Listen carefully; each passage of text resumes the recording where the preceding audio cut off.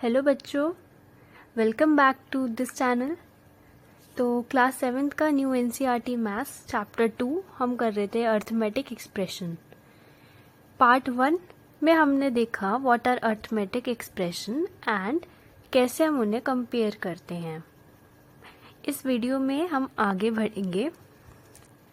देखिए, lesson outline में हमारे 2 पॉइंट्स हो गए थे, हम कंपेयरिंग एक्सप्रेशन में थे। इसका एनसीईआरटी से आपका थोड़ा और रहता है जो कि आज इस वीडियो में हम कवर करेंगे। उसके बाद हम चलेंगे reading and evaluating complex expressions में। चलिए थोड़ा सा रिकैप देख लेते हैं। हमने पढ़ा था ये एनसीईआरटी का एक एग्जाम्पल लंच टाइम कि अर्थमेटिक एक्सप्रेशन क्या होते हैं। उसके बाद हमने बुक से पढ़ा था आपका चैप्टर 2 का पेज नंबर 1। इसमें हमने 3 मेन पॉइंट्स देखे थे कि अर्थमेटिक एक्सप्रेशन होता क्या है। हमने देखा था कि कोई भी एक्सप्रेशन जो कैसे बना है, combination of numbers and arithmetic operators जैसे plus, minus, multiply, divide. Example हमने इतने सारे देखे थे, 13 + 2, 20 - 4। और 3 पॉइंट हमने मेन और देखे थे, every arithmetic expression has a value which is the number it evaluates to. और सेकंड पॉइंट हमने देखा था कि इक्वालिटी साइन हम कैसे तब लगा रहे हैं जब हमें डिनोट करना है relationship between the arithmetic expression और उसकी वैल्यू। एंड थर्ड पॉइंट हमने देखा different expressions can have the same value. अलग अलग एक्सप्रेशन की सेम वैल्यू हो सकती है। और इससे मुझे आपको मैंने एक दिया था कमेंट डाउन करने को। क्या आप लोगों ने करा ट्राई? एक मैंने बताया था, एक आपको ट्राई करने को दिया था। तो अगर नहीं करा है तो इस वीडियो में जरूर कमेंट करिएगा। फिर हमने देखा कंपेयरिंग एक्सप्रेशंस, कैसे जैसे नंबर्स को हम कंपेयर करते हैं उसी तरीके से हम एक्सप्रेशन को कंपेयर करते हैं, लेकिन कैसे बेस्ड ऑन देयर वैल्यूज, ये हमने देखा था। इजी था। इसके नेक्स्ट हम कर रहे थे फिगर इट आउट। ये मैंने आपको कहा था कि थोड़ा सा ट्राई करिएगा। तो जिन बच्चों ने करा वेल एंड गुड, और वो आंसर अपने चेक कर सकते हैं, और जिन्होंने नहीं करा वो अब कर लें साथ साथ। तो देखते हैं हम फिगर इट आउट। ये आपकी एनसीईआरटी में ही दिया है, सब कुछ लाइन बाय लाइन चल रहा है आपकी एनसीईआरटी से, ठीक है। तो ये है first question, fill in the blanks to make the expressions equal on both sides of the equal sign. तो हमें फिल इन द ब्लैंक्स ऐसे बनना है कि यह जो आपको लेफ्ट साइड में एक्सप्रेशन दिया है वो किसके बराबर हो जाए, हमारे राइट साइड के एक्सप्रेशन के। बेसिकली हमने इन्हें कंपेयर करा है विद इक्वल टू साइन। तो इक्वल टू साइन है तो यानी कि दोनों की वैल्यू सेम होगी ना।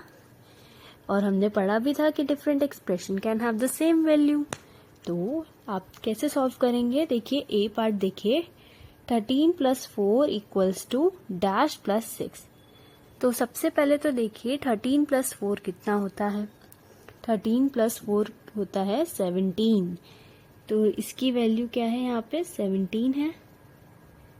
तो राइट साइड में हमें दिया है +6। तो वो ऐसा नंबर कौन सा है जिसमें मैं +6 करूँ तो 17 आ जाए? वो है 11।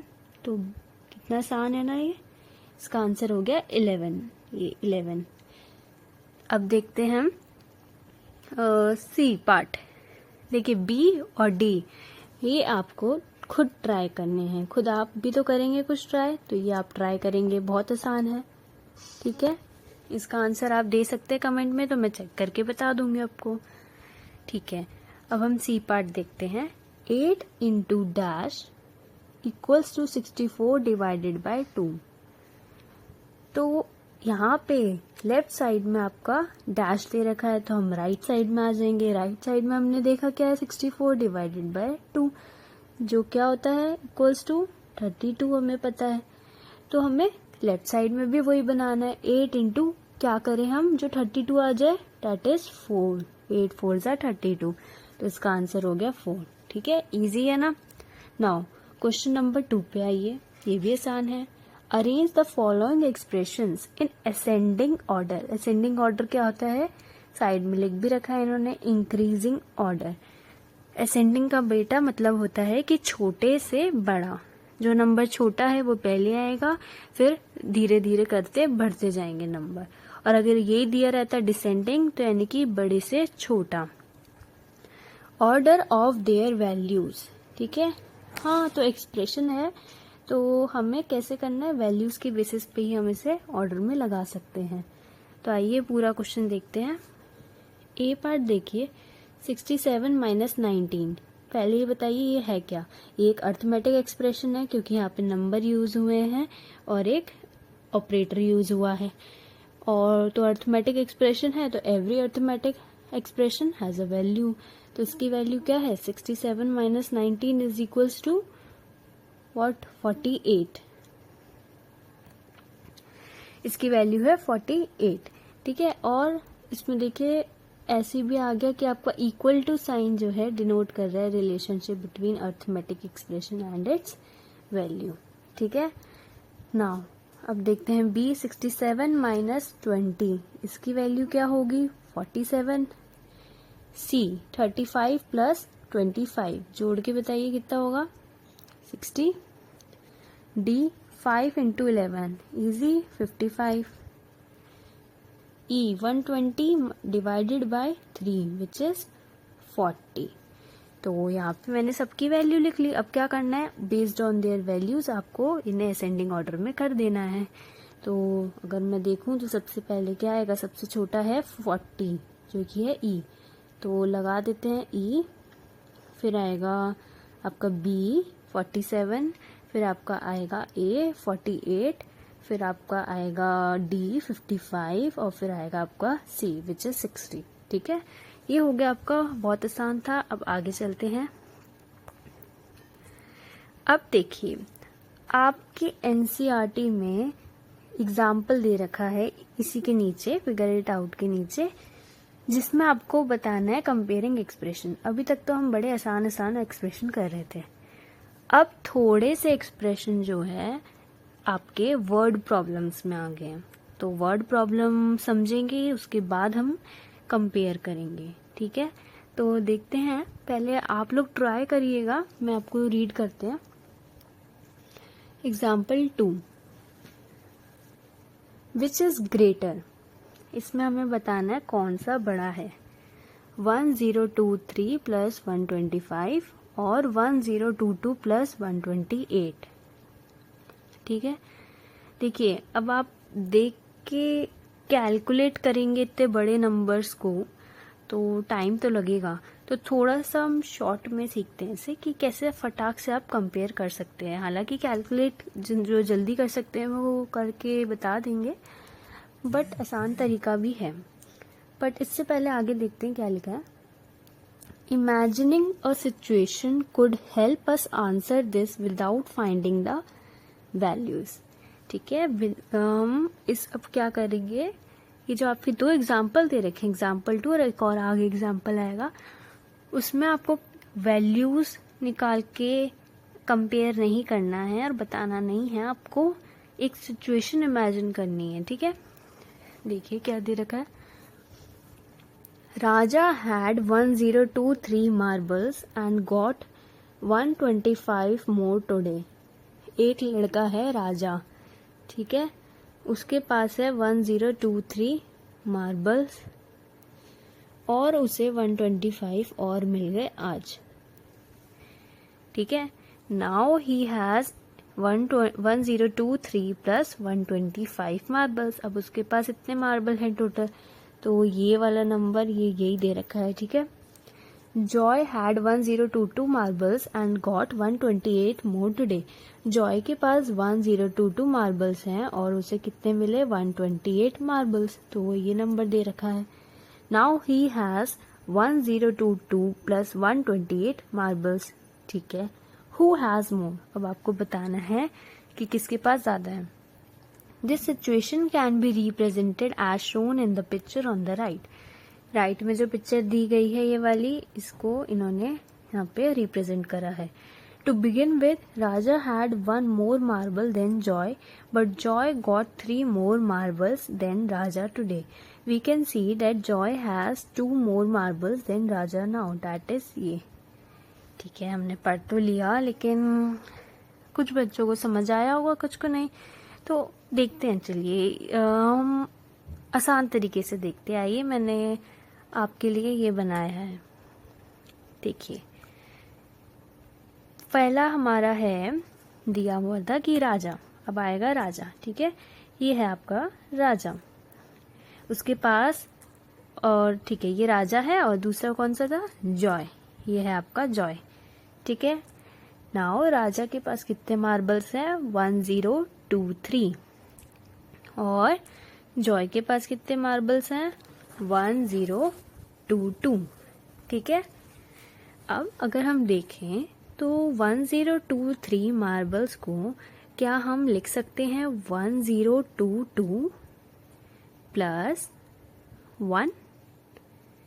अरे, इसमें आप देख रहे होंगे राइट और लेफ्ट में 1 0 2 2 तो सेम है, यानी कि दोनों के पास इतने मार्बल्स तो सेम है, 1 0 2 2 और 1 0 2 2. इसलिए हमने इसको तोड़ के लिखा ब्रेक करके. तो इससे हमें पता चल रहा है कि राजा के पास एक एक्स्ट्रा है ना. नाउ 125 मार्बल्स मोर हुए राजा के पास अब. ठीक है, और आए थे ना. तो और जॉय के पास आए थे 128. तो सिमिलरली हम 128 को लिख सकते हैं कैसे? 125 प्लस 3. यानी कि अब की बार जॉय के पास 3 मार्बल ज्यादा हैं राजा से, क्योंकि उसके पास 125 है और जॉय के पास 128 है. तो अब आप देख के बताइए मुझे कि राजा के पास कितने टोटल मार्बल हैं कॉमन, जो जॉय के पास है 1022 प्लस 125. इतने उसके पास भी हैं राजा के पास, और इतने जॉय के पास भी हैं, यानी कि दोनों के पास अभी तक सेम मार्बल है. हमें बताना है किसके पास ज्यादा है. तो देखिए किसके पास ज्यादा है, आपको खुद दिख रहा होगा. राजा के पास एक एक्स्ट्रा है और जॉय के पास कितने हैं? 3 एक्स्ट्रा है. तो यानी कि जॉय के पास ज्यादा मार्बल हुए. ये देखिए 3 एक्स्ट्रा हैं जॉय के पास, तो वो किसके ज्यादा मार्बल्स हुए? जॉय के. तो आपका एक्सप्रेशन आ जाएगा ऐसे वाला. ठीक है, आई मीन वो साइन. नाउ आपका देखते हैं कंपेयरिंग एक्सप्रेशंस का एग्जाम्पल 3. अच्छा, जैसे हमने ये पीछे वाला एग्जाम्पल देखा था ना, वैसे ही है ये, बट ये किस वे में है? ये है आपका माइनस में. तो एग्जाम्पल 3 देखते हैं. ये पूछ रहा है विच इज ग्रेटर. तो ये भी आसान होगा, जैसे पिछले वाला था. इसमें लिखा है 113 माइनस 25 और 112 माइनस 24. तो देखिए इधर यहाँ पे एक पिक्चर दी हुई थी पिछले क्वेश्चन में भी. इन्होंने सेम वैसे ही बनाया जैसे मैंने आपको बताया था बना के, कि यहाँ पे 112 है तो इन्होंने 1 एक्स्ट्रा दिखाए हैं, और 112 सेम कर लिए इन्होंने यहाँ पे इतने इक्वल, और फिर 1 एक्स्ट्रा दिख रहे हैं, और फिर 24 रिमूव करे हैं, यहाँ पे भी 24 रिमूव करे हैं. ठीक है, वैसे ही. चलिए अब आगे देखते हैं. इसमें imagine a situation, Raja had 113 marbles. Raja के पास है 113 marbles and lost 25 of them. Raja ने 25 लॉस कर दिए उसमें से. 113 माइनस 25, उसके पास अब टोटल मार्बल हो गए, जो कि ये वाला नंबर है. और जॉय के पास देखें तो Joy had 112 marbles and lost 24 today. तो उसके पास हो गए 112 माइनस 24 मार्बल्स. अब वो कह रहे हैं who has more marbles left with them. किसके पास ज्यादा मार्बल्स बच गए. ठीक है, तो अब हम देखते हैं किसके पास बचे. तो इसमें देखिए क्या लिखा है, Raja had 1 marble more than Joy. Raja के पास 1 मार्बल मोर है देन जॉय. ठीक है, क्योंकि यहाँ पे 113 है और यहाँ पे 112 है, तो राजा के पास एक ज्यादा है ही. But he also lost 1 marble more than Joy did. लेकिन अगर राजा ने 25 खोए हैं तो जॉय ने 24 खोए हैं, यानी कि राजा के पास अगर एक ज्यादा मार्बल है जॉय से, तो ये भी तो देखिए कि राजा ने एक ज्यादा खोए भी हैं मार्बल जॉय से. तो यानी कि दोनों तो बराबर हो गए, बैलेंस हो गया, therefore they have an equal number of marbles now. तो इक्वालिटी का साइन आ गया। आइए, अगर आपको नहीं समझ में आया है तो हम ऐसे देखते हैं। ये है आपका राजा, दूसरी तरफ है आपका जॉय। राजा के पास है 113 मार्बल्स और इसको हम लिख सकते हैं 112 प्लस 1। ठीक है, जॉय के पास है आपके 112 मार्बल्स और यहाँ पे दोनों के इतने बराबर हो गए मार्बल्स, तो यानी कि यहाँ से दिख रहा है राजा हैज वन मोर मार्बल ज्यादा, है ना। देन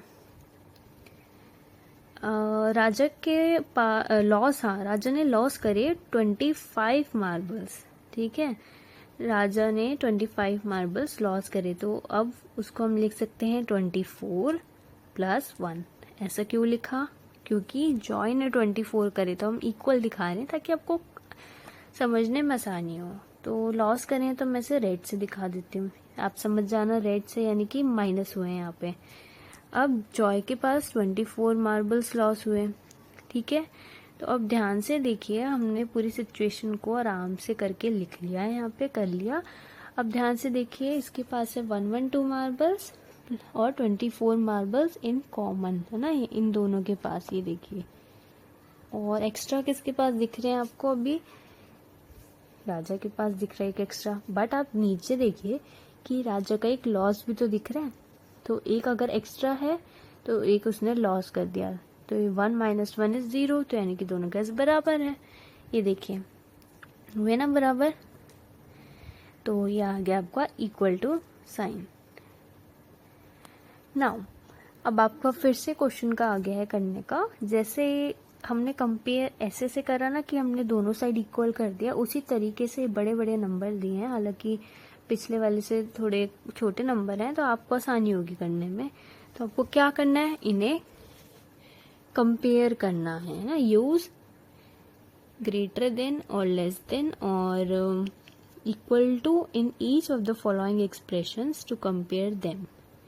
कंपेयर करना है। Can you do it without complicated calculations? देखिए, कैलकुलेशन करके तो हम कर ही लेंगे कि 245 प्लस 289 हमने करा और यहाँ से हमने इसकी वैल्यू निकाली और दोनों को कंपेयर कर दिया। वैसे तो हम कर ही सकते हैं, लेकिन इसमें क्या बोल रखा है, can you do it without complicated calculations. जैसे अभी हमने पिछले उसमें देखा, एग्जाम्पल्स में हमने कोई कैलकुलेशन करी थी क्या? हमने जोड़ा था 1023 मार्बल्स और फिर हमने 25 मार्बल ऐड करे, तो ऐसा कुछ जोड़ा नहीं, हमने विदाउट कॉम्प्लिकेटेड कैलकुलेशन देखे। तो आपको यही करना है और एक्सप्लेन करनी है आपकी थिंकिंग इन ईच केस। ठीक है, तो हम करते हैं इसको। आप लोग ट्राई करना चाहें तो पॉज करिए वीडियो और क्वेश्चन को ट्राई करिए। ठीक है, आप लोगों ने ट्राई कर लिया है आई थिंक। तो स्टार्ट करते हैं ए पार्ट से।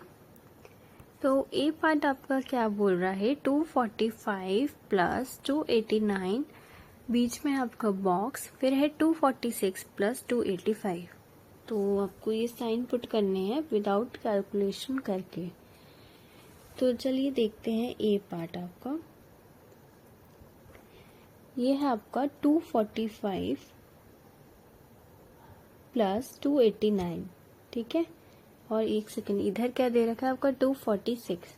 ठीक है, तो 246 है ना, को मैं लिख सकती हूँ 245 प्लस 1, राइट, क्योंकि मैं इक्वल इक्वल कर रही हूँ इस साइड से कॉमन। ठीक है, नाउ 289 इसके पास है प्लस 289 और, ठीक है, 289 और इधर है 285। तो अब इसको ऐसे कर सकती हूँ मैं कि 285 प्लस 4 कर दूं, है ना। तो इतना पार्ट आ गया कॉमन, इतना पार्ट आ गया कॉमन। तो एक्स्ट्रा दिख रहा है हमें यहाँ पे 4, यहाँ पे 1। तो किसके पास ज्यादा है, 4 वाला ज्यादा है और 1 वाला छोटा है, तो साइन इस साइड जाएगा, है ना। तो ये लीजिए आ गया, सिंपल है ना, काफी सिंपल था ये। आइए नेक्स्ट ट्राई करते हैं बी पार्ट। बी पार्ट में आपका दे रखा है 273 माइनस 145, फिर बॉक्स, फिर है 272 माइनस 144। चलिए पॉज करिए और ट्राई करिए, फिर अपना आंसर चेक करिए।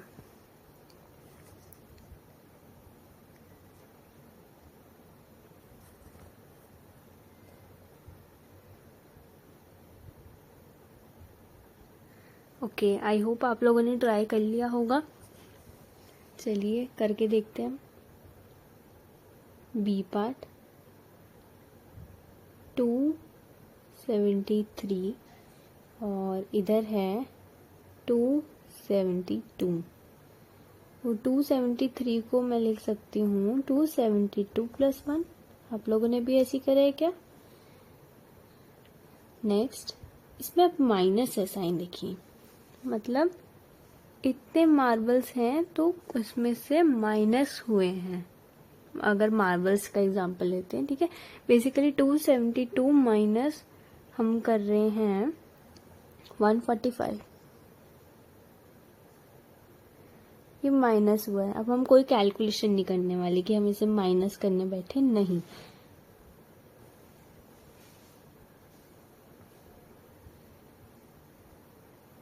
ठीक है, इधर से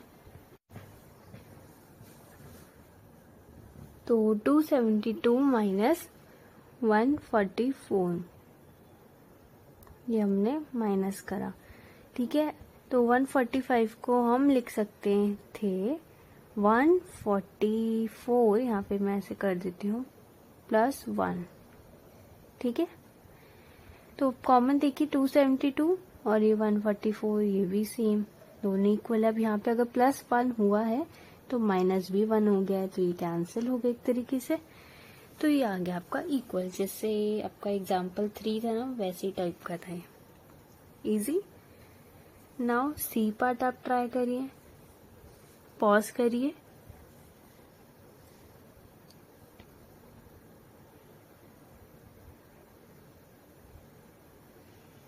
चलिए, आई होप आप लोगों ने ट्राई कर लिया होगा।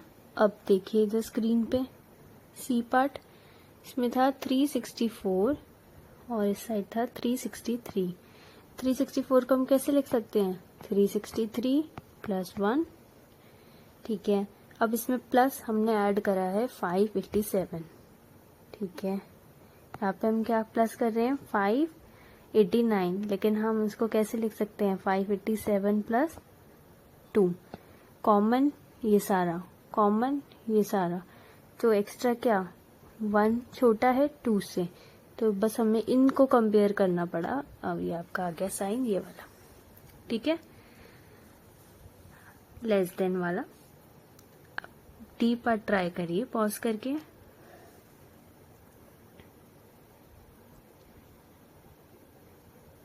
चलिए, ये तो बहुत आसान है, ट्राई कर लिया होगा आपने। डी पार्ट क्या है? 124 और प्लस 245 और यहाँ पे 129 प्लस 245। तो 245 तो हमें दोनों इक्वल ही दिख रहा है साफ साफ। तो कंपेयर किन्हें करना है? इसे और इसे। तो हमें दिख रहा है ये वाला बड़ा नंबर है, तो हमने कंपेयर कर लिया आसानी से। नाउ ई पार्ट ट्राई करिए पॉज करके।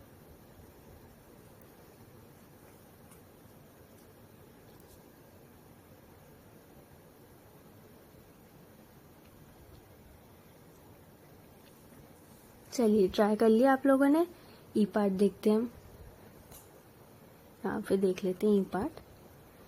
213 यहाँ पे है 214, जिसको हम लिख सकते हैं 213 प्लस 1 है ना। फिर यहाँ पे हमने देखा माइनस हो रहा है 27 और इधर हो रहा है माइनस 76, सॉरी माइनस 77 और माइनस 76। तो 77 माइनस हो रहा है, तो मैं से लिख सकती हूँ 76 प्लस 1 और इधर मैं लिख सकती हूँ 76 माइनस। तो इधर आप ध्यान से देखें तो इतना कॉमन पार्ट है ना, और यहाँ पे ध्यान से देखें तो इतना कॉमन पार्ट है। तो इधर आपका, अब देखिए इसमें कंफ्यूज मत होइएगा, जैसे कई बच्चे यहाँ पे गड़बड़ कर सकते हैं ऐसे करने पे। देखिए इधर राइट साइड में ध्यान से देखें तो ये +1 हो रहा है, ध्यान से देखो +1 में है, यानी कि इतने मार्बल्स तो हैं ही उसके पास जितने बॉक्स में मार्बल्स का अगर लेके चलें, और +1 ही एक्स्ट्रा है, ठीक है। और वेयर लेफ्ट साइड में देखो तो इतने मार्बल्स बॉक्स वाले कॉमन हैं, लेकिन उसमें से -1 है, क्योंकि नीचे लिखा है ना, तो ये नीचे वाला हमने माइनस करा था तो माइनस हुआ है, मतलब एक कम हो गया, इसमें से एक कम हो गया है और इसमें एक ज्यादा है। तो कौन सा ज्यादा है? ये वाला, तो ये कंपेयर हो गया। ये वाला अच्छा था ना एग्जाम्पल, ये ट्राई आप करिएगा। तो आई होप आपने ट्राई करा होगा, वेरी गुड। अगर आप लोगों के आंसर, अगर आपका तरीका ऐसा मैच कर रहा है तो। नाउ नेक्स्ट देखते हैं, अब हम आगे बढ़ेंगे। हम आपका आएगा कंपेयरिंग, हो गया हमारा। नेक्स्ट है आपका, तो लेसन आउटलाइन का आपको point 3, reading and evaluating complex expressions. तो अब आगे आगे जैसे हम बढ़ते जा रहे हैं वैसे वैसे हमारे कॉम्प्लेक्स एक्सप्रेशन होते जा रहे हैं। तो हम सीखेंगे कि हम कैसे उन्हें रीड करें, और रीड करने के बाद हम उन्हें कैसे इवैल्यूएट करें। आइए आपके एनसीईआरटी का 2.2 देखते हैं। Sometimes when an expression is not accompanied by a context, there can be more than one way of evaluating its value. हाँ, सही बात है कि जब कभी कभार कोई एक्सप्रेशन में वो कुछ कॉन्टेक्स्ट नहीं दिया रहता, तो उस टाइम आपका मोर देन वन वे हो सकता है उसे इवैल्यूएट करने का और उसकी वैल्यू निकालने का। देखिए अभी आगे देखते हैं, आपको समझ आएगा। In such cases, we need some tools and rules to specify how exactly the expression has to be evaluated. वैसे केसेस में हमें क्या करना होता है, हमें मतलब चाहिए होता है, we need some tools and rules, उन्हें बताने के लिए कि कैसे exactly एक्सप्रेशन हमारा इवेल्युएट होना है। जब तक हमें नहीं पता चलेगा तब तक कि कैसे एग्जैक्टली होना एक्सप्रेशन, तब तक मोर देन वन वे हो सकते हैं उसको इवैल्यूएट करने के, और उसकी वैल्यूज अलग अलग आएंगी, है ना। तो देखते हैं, इसमें बहुत अच्छा सा एग्जाम्पल दिया आपकी बुक में। To give an example with language, look at the following sentences. ठीक है, तो सबसे पहले मैथमेटिकल एग्जाम्पल नहीं दिया इन्होंने एक लैंग्वेज का एग्जाम्पल दिया है। देखिए ए है आपका फर्स्ट पार्ट सेंटेंस। पहला सेंटेंस है Shalini sat next to a friend with toys. Shalini बैठी हुई है किसके नेक्स्ट? एक फ्रेंड के नेक्स्ट जिसके पास टॉयज हैं। इसका मतलब यही है। तो यानी कि अगर आप राइट साइड में पिक्चर देखें तो शालिनी कौन हुई? ये वाली हुई ना शालिनी, क्योंकि इसमें लिखा है Shalini sat next to a friend, एक फ्रेंड के बगल में वो बैठी है जिसके पास टॉयज हैं इसके पास। ठीक है, तो मीनिंग यही है कि the friend has toys and Shalini sat next to her. ठीक है, नाउ बी देखते हैं हम। Sentence Shalini sat next to a friend comma with toys. अब इधर आपने देखा कि थोड़ा सा डिफरेंस है उस सेंटेंस में और इस सेंटेंस में। अगर ध्यान से देखा हो तो यहाँ पे कॉमा लगा है, इधर कहीं कॉमा नहीं लगा था, है ना। तो इसका मीनिंग क्या है कि Shalini has the toys and she sat with them next to her friend. Shalini sat next to a friend, यानी कि शालिनी एक अपने नेक्स्ट बैठी है फ्रेंड के साथ। मतलब Shalini has a toys and she set with them next to her friend.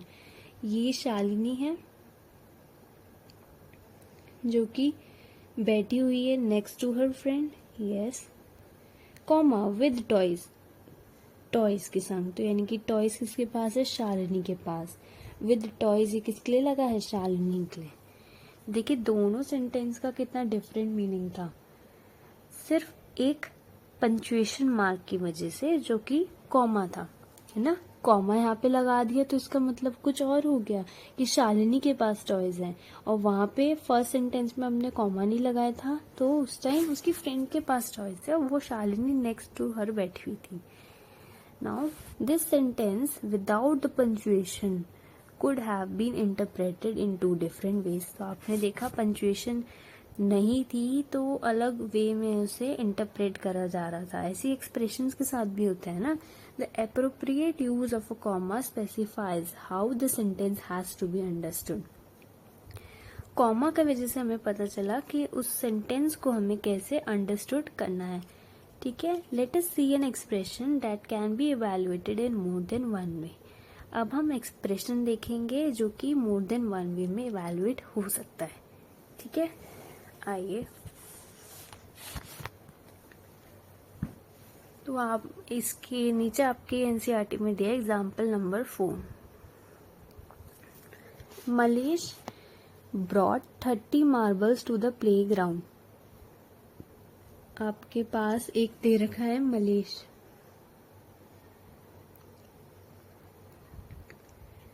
जो 30 मार्बल्स लाया टू द प्लेग्राउंड. ठीक है, हमने यहाँ पे लिख लिए. Now Arun brought 5 bags of marbles with 4 marbles in each bag. अब अरुण जो है क्या लाया, यहाँ पे अरुण का लिख देते हैं. अरुण लाया है 5 बैग्स. ठीक है, मार्बल्स के. वो क्या है, 5 मार्बल्स नहीं है, 5 बैग्स ऑफ मार्बल्स, जिसमें हर एक बैग में कितने मार्बल हैं, 4. तो मैं इसको इंटू कर सकती हूँ टोटल मार्बल्स निकालने के लिए. 5 into 4 यानी कि अरुण लाया है 20 marbles. How many marbles did Malesh and Arun bring to the playground. अब दोनों मिला के कितना लाए हैं, तो वो लाए हैं इतना. इसे प्लस लगा देंगे. तो Malesh summarise this by writing the mathematical expression this. Now without knowing the context behind this expression, इस अब क्या है कि एक लड़का है पूर्णा. ठीक है, उसने डिसाइड करा, क्योंकि उसे कॉन्टेक्स्ट नहीं पता था इस एक्सप्रेशन का. जैसे हमें तो पूरा पता था कि पूरा सेंटेंस कि मलेश लाया 30 मार्बल, अरुण लाया 5 बैग 4 मार्बल के, तो हमने ये एक्सप्रेशन लिख दिया. ठीक है, अब Purna found the value of this expression to be 140. ठीक है, वैसे अगर हम देखें तो इस एक्सप्रेशन की क्या वैल्यू है, 30 प्लस 5 4 20 विच इज 50, है ना. यानी कि 50 मार्बल्स थे प्लेग्राउंड में दोनों के मिला के. लेकिन पूर्णा ने इस एक्सप्रेशन का फाउंड करा 140. कैसे, क्योंकि उसे इस एक्सप्रेशन का कॉन्टेक्स्ट नहीं पता था. ठीक है, देखते हैं इसने क्या करा. He added 30 and 5 first to get 35 and then multiplied 35 by 4 to get 140. अच्छा, तो देखो पूर्णा ने क्या कर दिया. देखो पूर्णा ने क्या करा, उसने जो है पहले 30, ठीक है, प्लस 5 कर दिया, क्योंकि उसे पता नहीं था. उसने सिर्फ ये एक्सप्रेशन देखा होगा और उस हिसाब से उसने करा. ठीक है, या जैसे भी करा, मतलब उसे कॉन्टेक्स्ट नहीं पता था कि मलेश 30 मार्बल लाया और अरुण 5 बैग लाया है 4 मार्बल्स, जिसमें एक है हर बैग में. तो उसने पहले 30 कर दिया, फिर उसको प्लस 5 कर दिया, तो ये आ गया 35. फिर उसने इंटू 4 कर दिया इसको 35 को, तो उसका आंसर आया 140. ठीक है, Malesh found the value of this expression to be 50.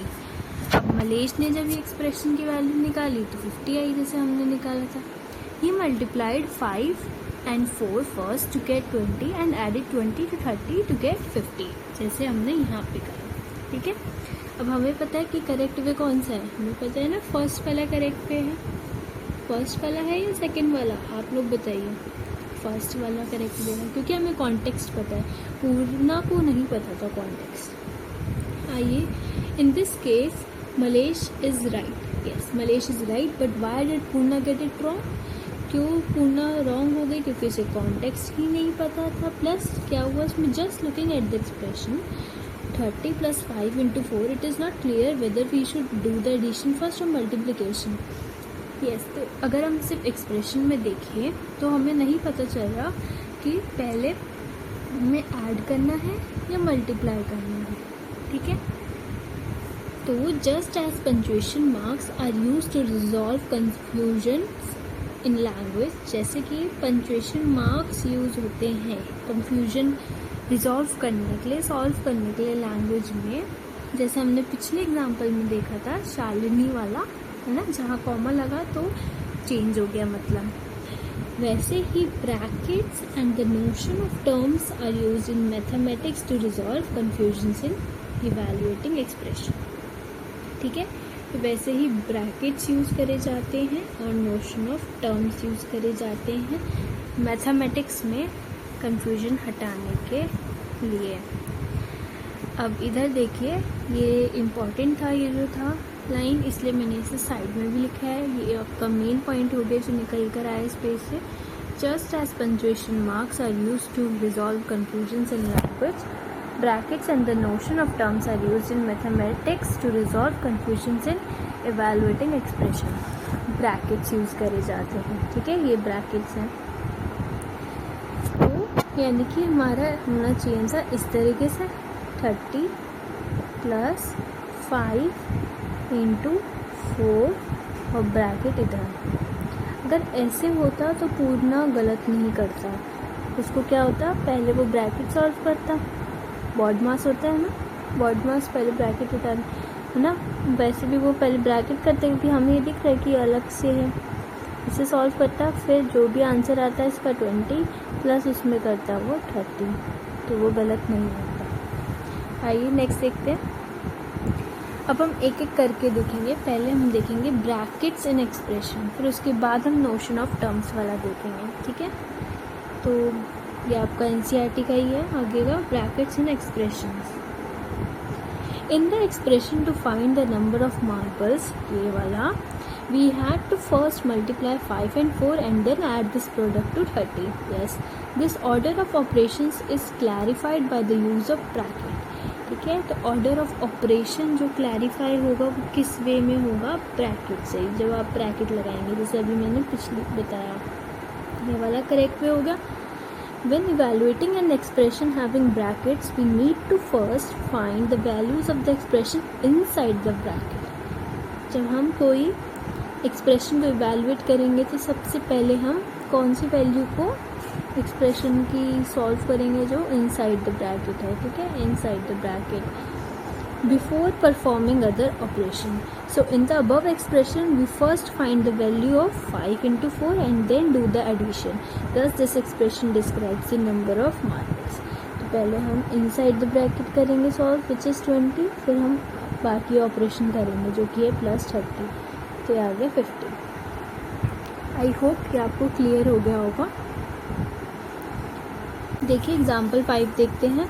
देखिए आप लोगों ने रीड करना सीख लिया एक्सप्रेशन को, होता क्या एक्सप्रेशन वो सीख लिया, लेकिन जब हम इसे इवैल्यूएट करते हैं तो हमें ब्रैकेट्स का ज़रूर ध्यान रखना है, क्योंकि अलग अलग वे हो सकता है इस एक्सप्रेशन को। कोई अगर ऐसे देखे इस एक्सप्रेशन को तो वो अलग सॉल्व करेगा, ऐसे देखे तो अलग करेगा, है ना। तो ब्रैकेट्स यहाँ पे इम्पॉर्टेंट है। आइए, Irfan bought a pack of biscuits for ₹15 and a packet of Toor dal for ₹56।